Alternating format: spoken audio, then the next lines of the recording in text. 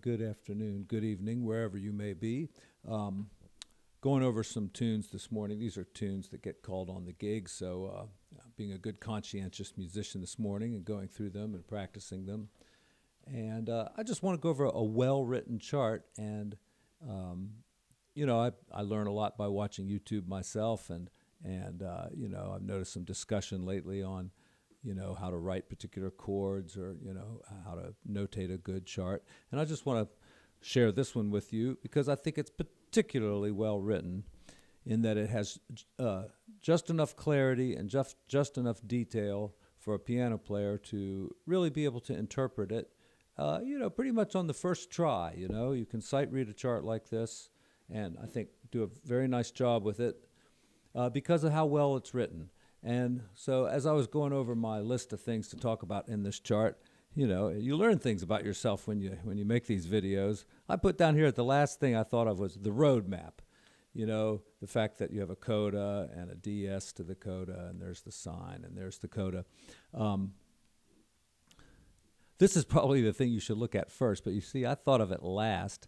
I think when I look at a chart like this, I start looking at all the chords and notes and say, oh, could I play that? Could I play that? But really, I feel confident enough in my reading abilities that I should be able to read just about anything that's thrown at me reasonably. And so really the first thing I should look at real quickly if I'm going to play this chart, without having seen it before, is to look at the road map. So well notated on this chart because it's a little bit bigger than everything else, so you can see the DS, all right? And, you're just looking through the chart. You see the sign first, and then you see the coda, and then you see the DS. Is there a first ending or a second ending? No. And then here's the coda. It's not even marked, but it's so obvious. Why fill up the page with stuff that doesn't need to be there? The fact that the melody is notated there, much better than just having a chord chart, because you can play chord voicings that you think will support what the singer's doing. Like you can give them the note, like that, or you can play kind of around it and kind of avoid their note or at least, not be doubling the melody all the time. Been a little discussion lately about what to write for a major seventh chord, and I said I don't like the triangle. But, when I see F triangle, it's clear as day. It's a major chord, usually not just an F pure major like this, but something added, the ninth, or I guess you could call it the second here since there's no seventh, or adding the seventh, or just making a nice pretty chord there. That's usually, that's the kind of feeling I get when I see the triangle, more than just a pure major chord. D minor ninth, okay, so you think D minor seventh sus, because, if you see a number bigger than 7, think the 7 first. A D minor ninth means D minor seventh, and you want to suspend that, and it matches right up with the melody note. You can come up with a voicing very quickly, so if you started here with the melody note, and then you went to like that, maybe resolve it a little bit. And then you've got 4 chords here in the next bar, but they're all easy to read. You've got G minor 7th, and I just got to put another vote in, just my opinion, I guess, but I like the G with the little M and the 7. I'm not a big fan of the dash, but it's like the triangle. If I see the dash, I know instantly what it is.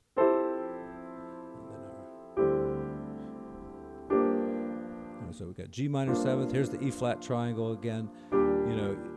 Major 7th is really what you think of when you see that triangle. Let's just say from now on, when we see that triangle, it's a major 7th chord, possibly with the addition of a 9th or something. And then C sus, it's a dominant chord. So this is one, too, that there's a zillion ways to write this damn chord.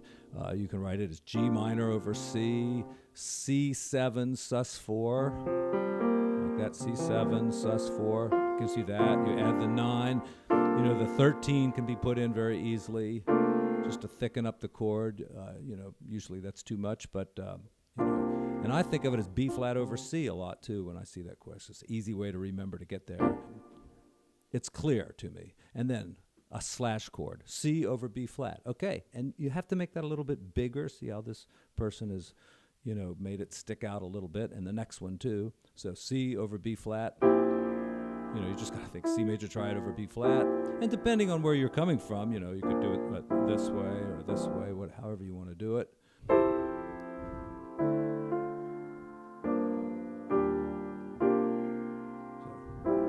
See, now it's coming from here, so I went to that. Okay? And, did I think about that a lot? No. Have I spent a lot of my years playing Bach and chorales and hymns? Not too many hymns with chorales, but, those chords just come to me. And they'll come to you, too, if you study music a lot, all the time. So anyway, here we go, measure 2.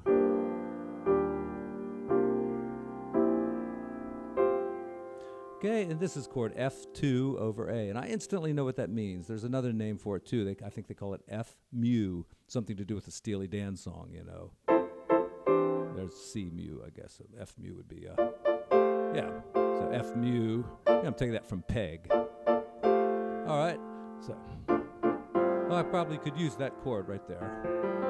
Let's see, measure 2. Oh, what was it again? I forgot. That one, all right. I did a fourth and that, a seventh and the fourth. All right. No.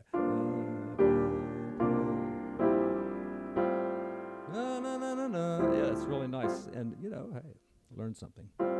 Use the peg chord.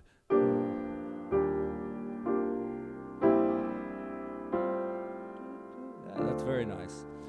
And here, it's the same chords as before, but notice that instead of E flat major 7th, they've got E flat over the G, and